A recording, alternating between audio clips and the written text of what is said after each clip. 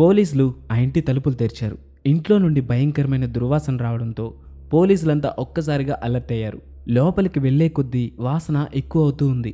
నేల మీదంతా చెత్త కుళ్ళిపోయింది. అడుగు పెట్టడానికి కూడా భయపడేలా ఉంది. అయితే ఆ ఇంటి లోపల ఇంకొంచెం ముందుకు వెళ్ళి చూస్తే పోలీసులకి ఒక్కసారిగా గుండె ఆగిపోయినంత పని అయింది. ఆ ఇంట్లో ఒక మనిషి శవం చర్మం లేకుండా మేక చర్మం వలిచినట్టు వలిచి వేలాడదీసింది. అసలు ఆ శవం ఎవరిది? వాళ్ళని అంత దారుణంగా చంపింది ఎవరో తెలుసుకోవాలంటే మనం స్టోరీ మొదటి నుండి చర్చించుకోవాలి. మీరు ఎక్కడా వీడియోని స్కిప్ చేయకుండా చూడండి. వీలుంటే లైక్ చేయండి. మీకు ఈ వీడియో ఇంట్రెస్టింగ్గా అనిపిస్తే వెంటనే సబ్స్క్రైబ్ చేసుకోండి. అండ్ నేను కూడా ఈ వీడియోకి ఎంతమంది సబ్స్క్రైబర్స్ వస్తారో చూడాలనుకుంటున్నా.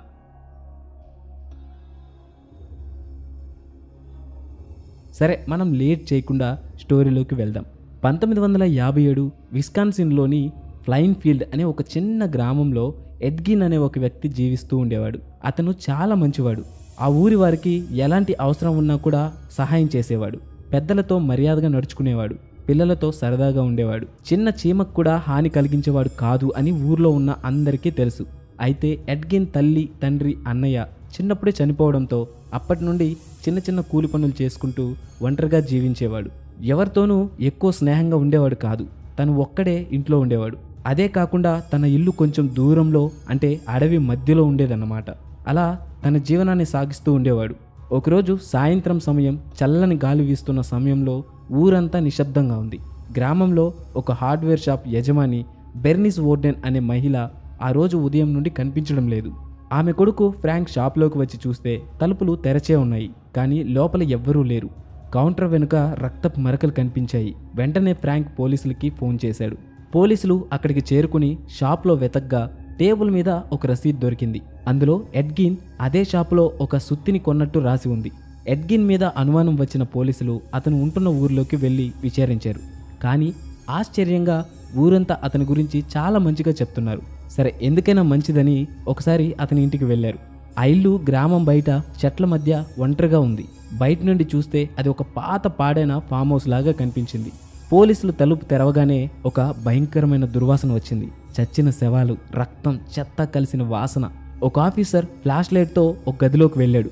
అక్కడ చీకట్లో ఏదో వేలాడుతోంది. లైట్ వేసి చూస్తే అది బెర్నిస్ వోర్డెన్ శవం. శరీరం చీల్చబడి మేక చర్మం లాగా వలిచి రక్తం లేకుండా కసాయిఖానాలో వేలాడుతుంది. ఆ దృశ్యం చూసి పోలీసులు ఒక్కసారిగా షాక్ అయ్యారు. ఇంట్లోకి వెళ్లే కొద్దీ వాసన మరింత తీవ్రమైంది. నేల మీద చెత్త కుళ్ళిపోయి అడుగు పెట్టడానికి కూడా భయంకరంగా ఉంది.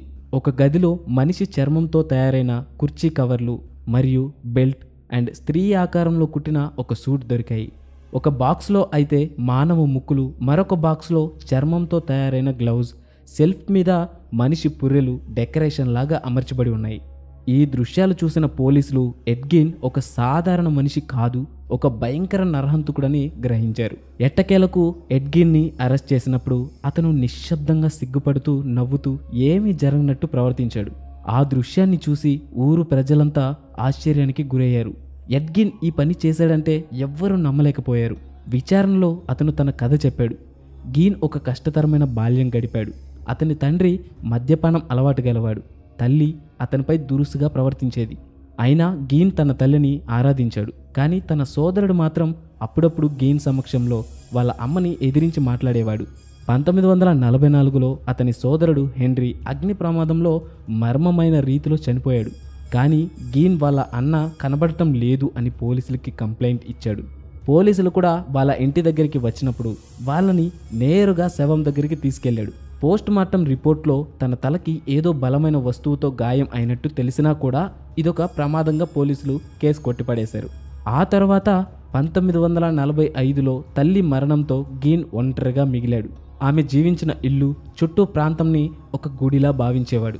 అలా కొంతకాలం గడిచాక కూడా తల్లి మరణాన్ని తట్టుకోలేని గీన్ ఆమెను మళ్ళీ బ్రతికించాలనుకున్నాడు. అందుకే కొందరు మహిళలను చంపి వారి చర్మంతో సూట్ కుట్టుకుని అప్పుడప్పుడు ధరించి తల్లిలా ప్రవర్తించేవాడు. సమాధుల నుండి శవాల్ని దొంగిలించి చర్మంతో gloves, sofa covers, pillow covers తయారు చేసేవాడు. ఎముకలు, పుర్రెలతో ఇంటిని అలంకరించేవాడు. కానీ ఊరిలో అతను సాధారణ మంచి మనిషిలా కనిపించేవాడు. బెర్నిస్ వోర్డెన్ హత్యతో గీన్ పోలీసులకు దొరికిపోయాడు. అతని ఇంట్లో ఒక డైరీ దొరికింది. అందులో గజిబిజి గీతలు, వింత ఆకారాలు ఉన్నాయి, ఇవి నా ఆలోచనలు అని నవ్వుతూ చెప్పాడు. 1968లో మానసిక అస్థిరత కారణంగా గీన్ను ఆసుపత్రిలో జీవితాంతం గడపమని కోర్టు తీర్పు ఇచ్చింది. 1984లో అతను చనిపోయాడు. కానీ అతని కథ ఇప్పటికీ జనాన్ని వెంటాడుతోంది. గీన్ నిజంగా ఎవరు? ఒక రోగ, రాక్షసుడా, లేక రెండూ కలిసినవాడా? అతని డైరీలో సంకేతాలు ఏమిటి? ఇంకా ఎన్ని రహస్యాలు అతనితో సమాధయ్యాయి? ఈ కథ psycho, Texas చైన్సా mask, silence of the lambs వంటి సినిమాలకు స్ఫూర్తినిచ్చింది. నా ఎక్స్ప్లెనేషన్ మీకు నచ్చింది అనుకుంటున్నా. మళ్ళీ ఇంకో వీడియోతో కలుద్దాం. అంతవరకు సెలవు.